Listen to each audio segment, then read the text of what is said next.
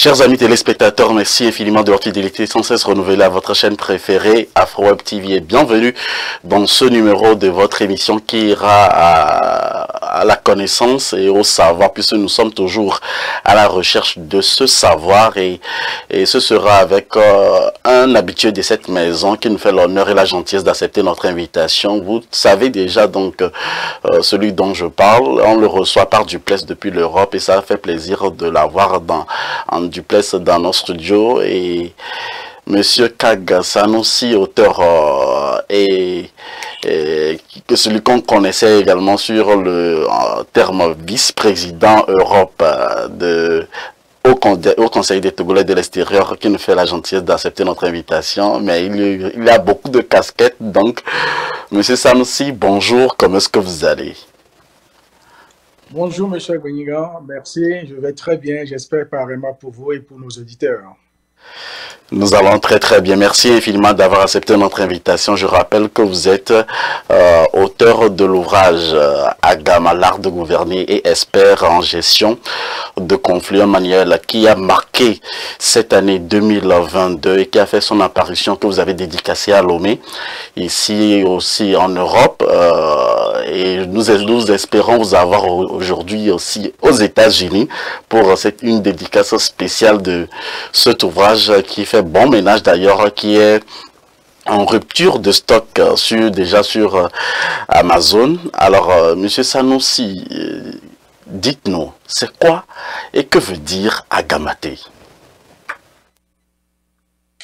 Agamate est un néologisme, c'est-à-dire une crée de forme, c'est-à-dire un mot qu'on vient chercher pour essayer d'expliquer une réalité. Et comme vous savez, Agama veut dire en éveillé, parce que bon, nous disons par facilité linguistique en éveil, puisque l'éveil c'est le peuple, la langue c'est éveillé.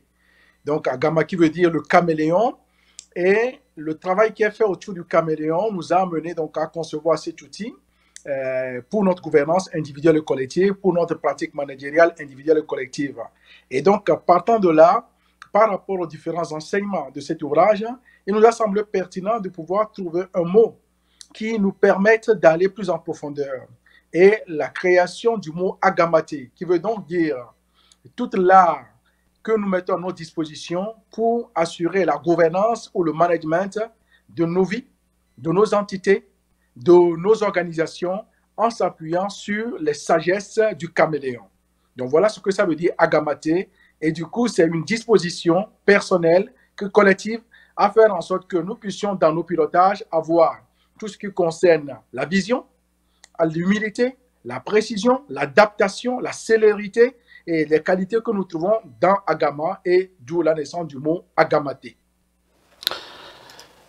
Bien avant d'aller en besogne, j'ai de petites questions à vous poser. Pourquoi avez-vous choisi Agama et non autre animal? Il n'y a que seul le caméléon qui est plus sage pour pouvoir l'illustrer dans un tel ouvrage. Non, il y a plusieurs animaux. Le choix du caméléon s'est imposé à nous. Je vais simplement insister sur trois de ces principaux enseignements, dont le premier est la vision. La vision, c'est la différence entre celui qui manage au quotidien, qui gère les choses, que celui qui gouverne. Parce que la vision est nécessaire pour avancer dans toutes choses. Quand nous parlons de la gouvernance individuelle et collective, même dans ma famille, dans votre famille, vous avez besoin d'une vision. Et Agama est un animal qui a une vision. Dans cette vision, Agama ne se détourne pas de son objectif. Dans cette vision, Agama prend le temps nécessaire pour poser sa patte et aller vers son but. Et quand vous observez le caméléon Agama, jamais il ne se détourne de son objectif. Ce n'est pas de l'entêtement, c'est de la persévérance. Et dans toute la gouvernance, toute l'approche managériale, le haut niveau, il est important d'être focus sur une vision. S'il n'y a pas de vision, c'est comme il n'y a pas de gouvernance. En deuxième lieu, je dois parler de la posture de l'humilité. L'humilité du caméléon, c'est simple. Vous voyez, on dit le sol est tellement dur, mais le caméléon qui pèse à peine quelques grammes prend le temps pour poser sa patte sur le sol. Le caméléon a une forme d'humilité, une caresse qu'il fait à la terre. Et pourtant, il peut courir sur la terre, rien ne va se passer. La posture de l'humilité du caméléon est une valeur cardinale pour tout leader. Cette humilité nous amène à accepter des fois les critiques, à travailler avec quelqu'un avec qui on n'est pas d'accord, à viser toujours l'intérêt général, à éviter de déshabiller un adulte ou un chef en public. Donc, la valeur de l'humilité dans le caméléon est une valeur importante. Et je finis sur la troisième valeur, le troisième enseignement que tout le monde connaît généralement, c'est la capacité à s'adapter. Le caméléon s'adapte en tout lieu, en tout temps. Pourquoi? Parce que pour pouvoir avancer, il faut être congruent avec la personne. Vous n'êtes pas obligé d'être d'accord à 100% avec quelqu'un, mais vous êtes obligé de poser quelques pourcentages d'accord pour avancer. S'adapter, c'est la posture des grands. S'adapter, c'est la posture des leaders. S'adapter, c'est celui qui comprend que je peux être ce que je suis, mais quand je suis vers des gens qui sont peut-être d'un niveau inférieur, je me mets à leur niveau. Si vous êtes aigle et vous ne volez qu'avec les aigles, comment allez-vous savoir ce qui se passe dans la basse-cour? Vous pouvez être en même temps capable d'aller dans la basse-cour et voler avec les aigles. L'adaptation du caméléon est une leçon fondamentale. Alors, quand vous voyez dans les 3 premiers enseignements que je prends du caméléon, il y a très peu d'animaux qui, en Afrique ou ailleurs dans le monde entier, parce que ce n'est pas que l'Afrique, qui arrivent à intégrer en eux ces vertus. Voilà pourquoi le choix du caméléon s'est imposé pour nous en disant que d'abord, on l'a observé et il est quasiment dans toutes les civilisations et il est porteur de beaucoup plus de sagesse que ce que nous avons mis dans cet ouvrage. Agama s'impose et agamaté est une pratique que nous faisons tous d'ailleurs au quotidien. Le fait de mettre en avant ce néologisme n'a fait que mettre en avant ce que nous pratiquons tous parce que tous, nous sommes des adeptes d'agama, nous sommes tous des praticiens de l'agama et nous sommes tous amenés à agamater tous les jours. Pour la gouvernance également des téléspectateurs, nous les donnerons l'opportunité de nous appeler sur le plus 1 319 462 89 79. Et vous n'êtes pas sans savoir que M. Kak Sanoussi est également politologue, puisque dans cet ouvrage, vous avez utilisé des termes centrafricains. Et la première question concernant cette partie, pourquoi avez-vous choisi, n'avez-vous pas choisi un autre nom dans une autre langue et vous choisissez dans l'éveil, au fait? Ben parce que c'est un peuple, un grand peuple du Togo, et ce peuple, je le connais, parce que c'est un peuple qui a émigré depuis de longues contrées, depuis Oyo, passant par Tado, dont aujourd'hui on sait que Montien est le fief des Évés, mais à partir de Montien, le peuple évé un peu partout au Togo, au Ghana, un peu au Bénin, on en trouve même un peu donc, en Côte d'Ivoire. Donc c'est un grand peuple avec beaucoup de richesses, des richesses culturelles immenses. Et donc pour moi, d'abord c'est une langue que je pratique, et je suis né, j'ai grandi, donc je connais un peu un certain nombre de réalités, parce qu'on ne sait pas forcément tout, et il était important pour moi parce que je pense que c'est le peuple que je connais un peu plus. Donc de partir des enseignements dans lesquels j'ai baigné, des choses dans lesquelles j'ai été éduqué, pour essayer d'en faire quelque chose qui peut nous servir. Mais dans cet ouvrage, on n'a pas simplement, on n'est pas resté, on a fait au Togo, en tout cas, on a choisi les deux principales langues officielles du Togo, l'évé dont je parlais et la langue kabière ou le kabieton. Parce que là aussi, kabière, c'est le peuple. Donc, nous avons voulu faire ça aussi. Pourquoi? Parce que nous voulons montrer qu'aussi qu'à travers nos peuples, à travers nos langues, à travers nos ethnies, nous sommes porteurs de beaucoup de sagesse dans l'art de gouverner, dans l'art de manager, dans l'art simplement de vivre en société. Et ces valeurs sont aujourd'hui importantes à être mises au grand jour. Nous ne sommes pas les premiers à commencer, mais le fait de le mettre dans un ouvrage aide aussi en cela pour faire en sorte que nous puissions nous-mêmes nous enrichir. Vous savez, quand vous partez en formation, des fois, vous n'apprenez pas grand-chose. Mais durant la formation, des choses que vous faisiez de manière peut-être empirique se révèlent à vous. Et l'intérêt de cet ouvrage, c'est de nous dire, quand je le lis à Gama, l'art de gouverner, des fois, quelqu'un peut dire, mais attends, ça, ce qu'il dit là, c'est ce que je fais tous les jours. Et c'est tant mieux. Donc ça amène à prendre conscience de ce qu'on fait de manière empirique et de l'optimiser. Et puis dans Agama, puisque c'est l'art de gouverner, mais c'est toujours l'art d'échanger, de partager, ben nous nous enrichissons aussi parce qu'il y a de nouvelles choses. Vous parlez de la Centrafrique, où je parle de Siriri. Siriri, en Sango, qui est la langue nationale parlée en Centrafrique, veut dire la paix. Et dans ce pays, nous avons apporté plus ou moins notre contribution dans les éléments par rapport à la paix, puisque vous parlez donc d'une institution en gestion de conflits dans laquelle on mène quelques activités. Et là, voilà, c'est un peuple qui est dans une forme de résilience. Et la paix est chevillée au corps. Les autorités œuvrent dans ce sens, les acteurs, différents acteurs. Et nous avons pensé que par rapport à un outil que nous avons créé, Siriri, vraiment, c'est le schéma que tout le monde veut, tous les acteurs veulent. Et parler de Siriri en Centrafrique, c'est comme parler de Siriri au Tchad, parler de Siriri au Gabon, un peu partout, parce que dans tous les pays, tous les acteurs, tous les dirigeants œuvrent pour la paix individuelle et la paix collective des peuples et des différents partenaires.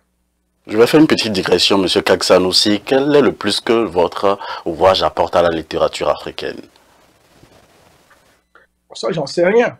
J'en sais rien. Je n'ai pas la prétention pour dire qu'on apporte quelque chose de particulier. Disons que nous avons aussi agi. Parce que il faut avoir... Les gens ont écrit bien longtemps avant nous. Nous avons écrit. Moi, je ne me prends pas pour un écrivain.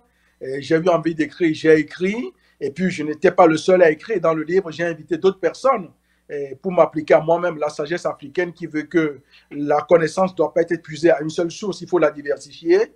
Maintenant, au niveau de la littérature africaine, c'est un écrit parmi tant d'autres qui sera peut-être là, aura sa vie, mais qui sera présent parce que d'une part, le néologisme existe à Gamaté. Nous avons travaillé pour le mettre en avant et puis nous avons apporté quelques éléments complémentaires à d'autres écrits qui existent. Je voudrais simplement dire que mon envie, c'est que ça puisse contribuer à quelqu'un, quelque part, où qu'il soit, dans sa vie personnelle, à améliorer ce qu'il fait déjà ou à découvrir de nouvelles choses. Voilà l'ambition que j'ai pour ça, mais sincèrement, je ne me mets pas en disant que je vais faire quelque chose par rapport à la littérature africaine. Je suis un des acteurs, je contribue à ma partie. On vous avait vu aussi avec des personnalités au Togo lors donc de la cérémonie ou lors donc de la dédicace. C'est pourquoi je pose la question. On avait vu beaucoup d'intellectuels avec vous. Et on se pose la question aujourd'hui. Plusieurs sont ces jeunes-là qui veulent aller aussi à la lecture, mais quelle est la cible que vous voulez vraiment toucher en faisant sortir également cet ouvrage, Monsieur Kak Sanoussi? Dans l'art de gouverner, ceux qui ont pu le lire, vous allez voir qu'il y a beaucoup de choses dans l'ouvrage. Les manières de se comporter soi-même, les outils en termes de technicité par rapport à la gouvernance. En fait, en réalité, Agama, c'est un ouvrage qui s'adresse à la revendeuse au marché de Lomé, à la fermière qui est à Douala, qui cultive son champ de maïs, et au fonctionnaire qui est en République centrafricaine, au médecin qui est à Lomé, au chirurgien qui est à Lille. En fait, Agama, vous savez, dans nos villages, moi j'aimais les contes. Et quand on finit de raconter un conte, on dit souvent que le conteur, quand il finit de compter, c'est comme s'il lançait le conte en l'air et celui-ci tombe en 1000 morceaux. Il y a des grains qui sont gros, d'autres qui sont moyens, d'autres qui sont fins. Chacun tend la main pour prendre ce qu'il a envie de prendre et chacun tend la main pour prendre ce qu'il peut prendre, entre le vouloir et le pouvoir. Et je pense aujourd'hui que l'ambition d'Agama, c'est que chacun trouve quelque chose. Et moi-même et les acteurs qui avons contribué, aujourd'hui, à travers la lecture des personnes, on est dans un enrichissement continuel. On a des gens, par exemple, qui appellent d'Afrique du Sud, qui nous donnent une lecture d'Agama dans leur manière de le comprendre, au Burkina Faso ou ailleurs. Et donc, c'est un offertoire qui permet de dialoguer. Et voilà, donc, ce que je peux dire par rapport à Agama. Derrière cette question se retrouvent également d'autres concernant la jeunesse, par rapport à la cible toujours, où on vous voit très bien entouré, même à Lille aussi, vous avez fait votre dédicace dernièrement, on n'avait pas vu des étudiants, mais vous êtes une personne, pour ceux qui vous connaissent, vous travaillez beaucoup avec des jeunes. Quel est le pressentiment des jeunes par rapport à la sortie de cet ouvrage? Comment est-ce que vous voyez les jeunes réagir par rapport à la sortie de cet ouvrage dont nous parlons, qui est l'art de gouverner aujourd'hui?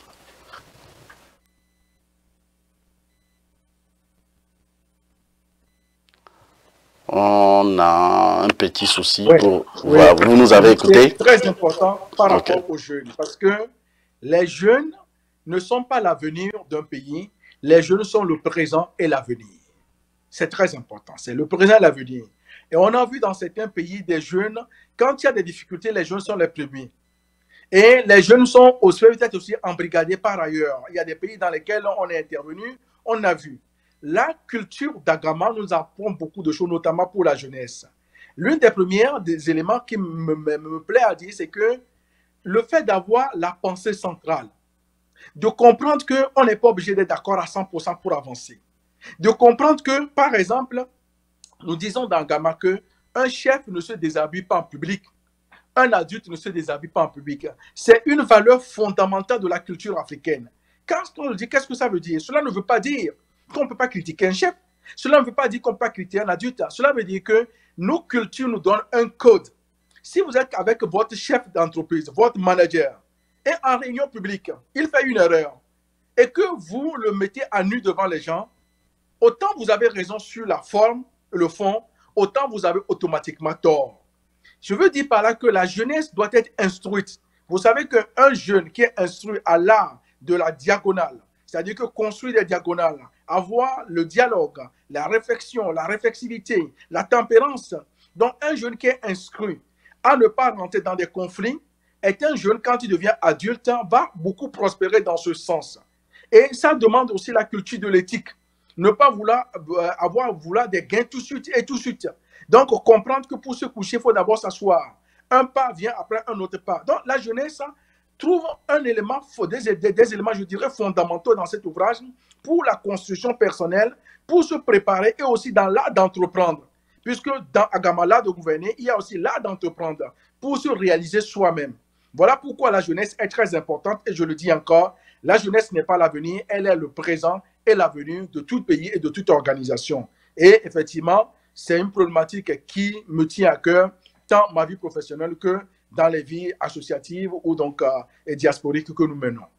Monsieur Kag Sanoussi, vous nous avez dit que gouverner, c'est manager. Est-ce qu'on peut avoir cette stratégie de gouverner sans être un bon manager? Alors, vous savez, gouverneur ou manager, je dis souvent que c'est sur le terrain qu'on se réalise, qu'on se révèle. Quand on sort d'école, on n'est pas gouverneur ni manager. On est peut-être apprenti. On a eu des savoirs, des connaissances. C'est quand vous êtes sur le terrain. C'est pourquoi, avec l'ouvrage, on dit qu'au fait, nous n'apprenons rien à personne. Celui qui est sur le terrain, c'est mieux que vous qui avez écrit des tonnes d'ouvrages. Parce que gouverner, c'est s'adapter. Gouverner, c'est anticiper. Gouverner, c'est prévoir. Gouverner, donc, c'est donner la vision. Gouverner, c'est sanctionner. Gouverner, c'est motiver. Et donc, aujourd'hui, dans la gouvernance et le management, il y a des choses qui sont liées. Je dis que Agama est la serrure pour donc, le gouverneur et la clé pour le manager. Pourquoi? Parce que dans le management, c'est un terme beaucoup plus dans le monde d'entreprise, mais pas que. Je mets le management dans la gestion des choses, dans la gestion au quotidien. Donc, quand vous êtes gouvernant, vous êtes aussi manager. Vous ne pouvez pas être l'un sans l'autre. Parce que vous allez avoir des fibres de manager. Mais vous ne pouvez pas tout faire. La gouvernance se met à un niveau beaucoup plus haut. Et c'est pourquoi je dis que je parle de la gouvernance publique et privée pour se dire que quand vous êtes en entreprise, en privé ou en public, vous devez avoir l'art du gouvernant. Parce que dans la gouvernance, vous devez forcément mettre en place la vision. C'est là où on parle du management charismatique. Parce que quand vous êtes à ce niveau de management, vous êtes dans la gouvernance. Les deux sont liés. Et même si je sais qu'il y a eu le débat avec des docteurs anciens de gestion qui pensent qu'il faut peut-être laisser le management dans le monde de l'entreprise, mais nous, quand vous êtes auteur, vous êtes la liberté aussi de faire un certain nombre de conjugaisons. Nous pensons que le management est dans tout domaine et tout le monde est manager. Tout le monde, sans exception. Dans nos vies, nous sommes des managers. Dans nos associations, nous sommes des managers. Dans nos services, nous sommes des managers. Dans la fonction publique, dans l'administration, dans la gouvernance des États, nous sommes tous des managers. Et le niveau de la gouvernance, c'est un niveau au-dessus qui nous amène à avoir d'autres outils pour faire en sorte que nous puissions notamment intégrer la vision et tous les critères que nous avons cités dans cet ouvrage. En quoi est-ce que toutes ces stratégies donc, que vous avez mis et dans cet ouvrage vous ont permis de bien manager lorsque vous étiez également à la tête des délégués en tant que porte-parole des délégués du Haut Conseil des Togolais de l'extérieur ou également vice-président Europe pour le cadre du Haut Conseil des Togolais de l'extérieur, Monsieur Kag? Je ne peux pas dire qu'on a toujours, on peut pas s'apprécier en dansant, mais on essaie toujours. Être bon manager, c'est apprendre de ses erreurs. Être bon manager, bon gouverneur, c'est s'adapter constamment. Ça, c'est agamatique. Et donc, pendant que j'étais porte-parole du Haut Conseil des Togolais de l'extérieur ou vice-président de l'Europe, nous avons essayé parce que, je le dis encore, que le Haut Conseil est la maison de tous les Togolais. Nous avons fonctionné pour faire en sorte que nous savons comment le Haut Conseil a été reçu au départ. Il y avait des gens qui sont pour et des gens qui sont contre. Et nous connaissons ces réalités. Il était important de montrer qu'au fait, le Togo, c'est pour tout le monde, c'est le bien commun de tous. Et qu'une structure comme le Haut Conseil des Togolais de l'extérieur, on ne vous demande pas avec qui vous travaillez. On ne vous demande pas, vous posez pour qui, vous êtes contre qui. C'est la maison de tous les Togolais. Et on doit pouvoir parler. Nos divergences peuvent exister, mais ça ne nous empêche pas de conjuguer sur nos convergences. Et nous avons essayé en tant que responsables de piloter le Haut Conseil dans cette dynamique, faire en sorte que nous soyons dans l'addition et la multiplication, et c'est ce que nous avons essayé de faire. Et je vois dans plusieurs endroits, certaines personnes qui étaient radicalement opposées au Conseil, nous sommes arrivés à dialoguer, à discuter, pour expliquer que le Haut Conseil, mais ce n'est pas pour quelqu'un, c'est pour tout le monde. Et je pense que c'est dans cette dynamique que se poursuit la nouvelle équipe actuellement mise en place. Et nous continuons à être des soutiens pour le Haut Conseil parce que nous pensons qu'un pays comme le Togo, avec ce Haut Conseil qui existe aujourd'hui, et c'est une formidable aventure pour faire en sorte que ce courroie avec les autorités du pays puisse encore grandir en capacité, en puissance, et que notre diaspora soit représentée comme nous le voudrons. Donc, il faut soutenir le Haut Conseil. Je pense que c'est une bonne initiative. Il doit encore s'améliorer par endroits, ce qui est normal parce qu'il n'a que 3 ans. Nous avons été les premiers délégués. Et donc, la nouvelle équipe qui vient va encore certainement faire mieux que nous avons fait. Et c'est ce que nous souhaitons. Et pour cela, nous sommes toujours présents pour soutenir les nouveaux délégués dans leur mission. Combien de temps avez-vous pris pour écrire cet ouvrage, Agama, l'art de gouverner? Alors, disons que ça a pris 2 ans. 2 ans, qui a commencé par des productions, parce que nous avons travaillé sur les outils de manière séparée. Et puis, avec des partages que nous avons commencé, on a fait des tests. Et il y a une expression en chouari qui veut dire Kogawana, qui veut dire partager. Et donc, depuis 2 ans, nous avons conçu, par exemple, Janta, Ava, et la méthode Tametalo. Donc, il y a pas mal de choses. Nous avons conçu progressivement et nous partageons sur les réseaux sociaux et ça nous a amené à dialoguer avec des personnes. Et nous les avons aussi expérimentés dans nos vies professionnelles, mais aussi dans plusieurs formations. Ça fait que nous sommes arrivés à une forme de maturité par rapport à ces outils, parce que les outils qui sont dans Agama, ce ne sont pas des outils théoriques. Non, ce n'est pas une vue d'esprit. Ce sont des outils qui ont été éprouvés sur le terrain et qui viennent aussi des expériences des uns et des autres. Et donc, en tout, ça a pris 2 ans. Mais la dernière ligne droite, c'est les 6 derniers mois où nous avons dit, bon voilà, on met tout en branle pour donc donner une consistance à un ouvrage unique et dans ça durer 6 mois pour qu'on puisse sortir ce bébé Agama. Je me dis que vous avez pu puiser également certaines inspirations du côté de votre expérience que vous avez eue avec les délégués du Haut Conseil des Togolais de l'extérieur. Mais je peux me tromper aussi à la matière, M. Kak Sanoussi. Dites-moi, où est-ce que vous tirez vos inspirations pour écrire vos ouvrages? Oh, disons que je suis inspiré, on peut dire ça comme ça. Et il y a beaucoup de lectures aussi. Mais je dis c'est aussi une question de grâce. C'est une question de grâce. Ce sont les lois suprêmes de la nature. Aussi, les lois de l'humilité, le code de l'honneur, le code de l'honorabilité. Et donc, il y a des enseignements. Je suis nourri par un certain nombre d'enseignements qui font que, bon, voilà, à travers ça, il y a des choses qui viennent. Et puis, la vie quotidienne. L'observation est une école très importante. Vous observez les gens, les dirigeants de ce monde, vous les observez, vous voyez comment les gens prennent des décisions, comment les gens pratiquent le silence, comment les gens pratiquent l'humilité. Vous décodez, vous regardez. Donc voilà, il y a beaucoup de choses qui m'ont nourri, mais la principale nourriture, je pense que c'est une question de grâce, des éléments, des offertoires, des lectures inspirées parfois qui ont pu m'aider à vouloir développer tel outil plutôt que tel outil. Et voilà ce que je peux dire par rapport à cette question-là. Nous sommes en direct sur AfroWeb TV avec M. Kag Sanoussi, auteur de cet ouvrage Agama, l'art de gouverner. Et vous êtes également expert en gestion de conflits. Nous vous en remercions pour votre disponibilité aujourd'hui. À partir de ce moment, nous ouvrirons l'antenne à tous les téléspectateurs, à tous les amis internautes qui veulent bien vous poser des questions, de nous appeler sur le plus 1 319 462 89 79. Vous savez donc la coutume. Et nous permettons également à toute la diaspora, sinon à tous ceux qui nous suivent également sur notre chaîne YouTube, de nous appeler, de poser des questions à tous nos intervenants, à chaque émission d'AfroWeb TV ou de votre émission Avis de la diaspora. Et aujourd'hui, nous recevons pour vous et chez vous M. Kag Sanoussi, qui nous fait l'honneur et la gentillesse d'être avec nous pour nous proposer de nouvelles stratégies concernant donc la bonne gouvernance. Monsieur Kag Sanoussi, en quoi ce manuel contribue-t-il à la bonne gouvernance, surtout en Afrique? Alors, ce n'est pas par rapport simplement à l'Afrique. Ce manuel est un manuel pour tout le monde. Et comme je le dis, quand on parle de gouvernance, il faut d'abord se voir soi-même. C'est là, c'est au commencement. Quand vous ne comprenez pas votre propre gouvernance, vous ne pouvez pas vous mettre dans la gouvernance publique ou comprendre la gouvernance dans laquelle vous êtes.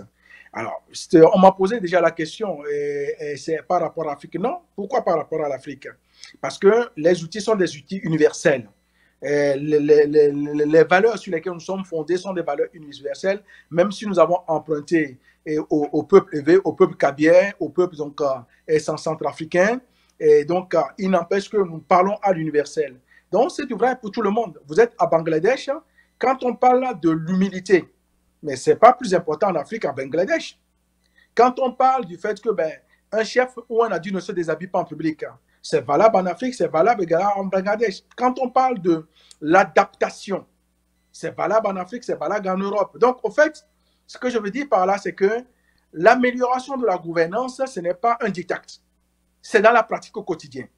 Et dans la pratique, le fait de lire aussi un ouvrage, c'est quoi? C'est une évasion. Ça permet de se dire que, comme je le disais tantôt, la manière dont c'est écrit, ça peut aider quelqu'un pour voir ce qu'il fait, pour dire, moi, je fais peut-être beaucoup mieux que ce qui est écrit dans le livre. Et ça peut nous enrichir, nous, demain, par rapport à celui qui ne le fait pas. Et je pense que cet ouvrage, il faut vraiment le prendre pour ce qu'il est, un lien de dialogue, d'échange, et qui peut enrichir l'un, qui peut enrichir l'autre, et quelqu'un peut-être peut ne rien trouver dans ça, mais le fait de ne rien trouver dans ça, ça peut en tout cas réveiller à la personne ce que la personne fait déjà. Donc, il faut lui donner cette dimension, et nous le disons avec toute la modestie qui va avec. Et comme je le disais, c'est en gouvernant qu'on devient gouverneur, c'est en manageant qu'on devient manager. Donc ce n'est pas forcément dans un livre. Le livre peut aider. Voilà pourquoi nous incitons les gens à le lire. Mais lire un livre, il faut passer à la pratique, et à la pratique, c'est sur le terrain que ça se réveille.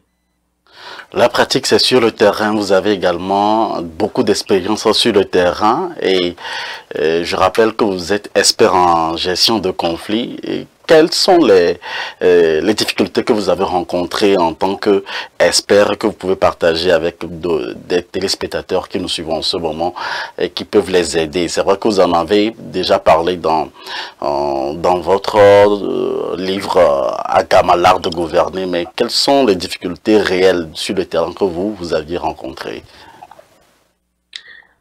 En matière de gestion de conflits, il faut surtout ne pas se prendre comme étant celui qui vient apporter une solution. Amadou Ampatepa disait qu'il n'y a pas de petites bagarres, il n'y a pas de petits conflits.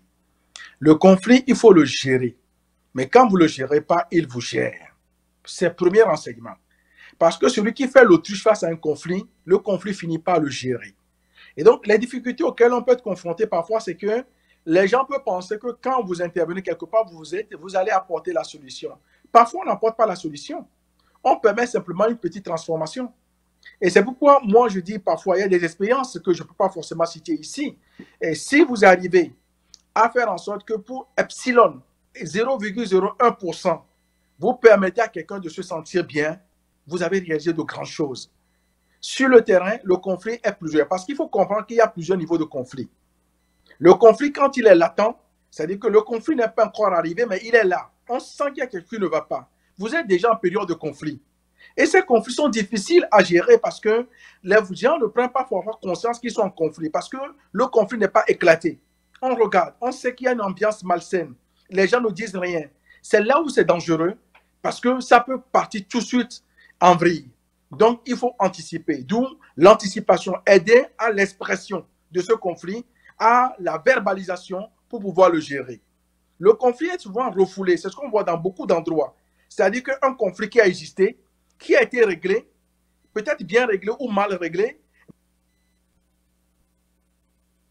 peut venir assister et revient. Et quand il revient, il est beaucoup plus dangereux. Donc, sur le terrain, moi, j'ai vu pas mal de situations. Mais ce que je peux dire simplement, c'est que la plus grande difficulté, c'est de réussir à faire comprendre que vous n'êtes pas la solution. C'est un peu contradictoire. Vous êtes là dans une forme de maïotique pour aider à l'émergence des solutions, pour aider à la compréhension des faits. Et des fois, vous n'êtes pas la personne la mieux qualifiée. Être gestionnaire de conflit, c'est des fois se dire que j'essaie de comprendre, mais ce n'est pas moi qui peux. Voilà telle personne qui peut. Donc, gérer un conflit, parfois, dans une équipe, souvent les gens te disent que ce n'est pas à moi de le faire. Si, tout le monde peut gérer un conflit. Mais gérer un conflit, des fois, c'est aller trouver celui qui peut gérer ce conflit. Aller en parler à un tel. Aller pour poser la question à un tel. C'est déjà gérer un conflit. Donc, vous voyez, dans l'art de gérer le conflit, il faut se former. Parce que tous les outils que nous avons de manière empirique ont des limites. Quand on n'est pas formé, quand on est dans la complexité, on a du mal. Et sur le terrain, ce que je peux constater aussi, c'est que aucun conflit n'est linéaire. Il est toujours complexe. Un conflit, ce n'est pas sujet, verbe, complément. Il y a beaucoup de paramètres visibles et invisibles.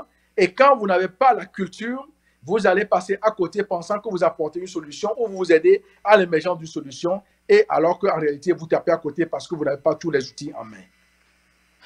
Ce sera la conclusion pour cette première partie de votre émission Avis de la diaspora. Restez toujours avec nous. Nous allons faire une petite pause d'1 minute pour permettre à M. Kaksanusi de se ressourcer. On revient juste derrière. Voulez-vous sponsoriser l'une de nos émissions sur Afro-Web TV ou contribuer à l'évolution de la chaîne de la diaspora africaine Afro-Web TV? Contactez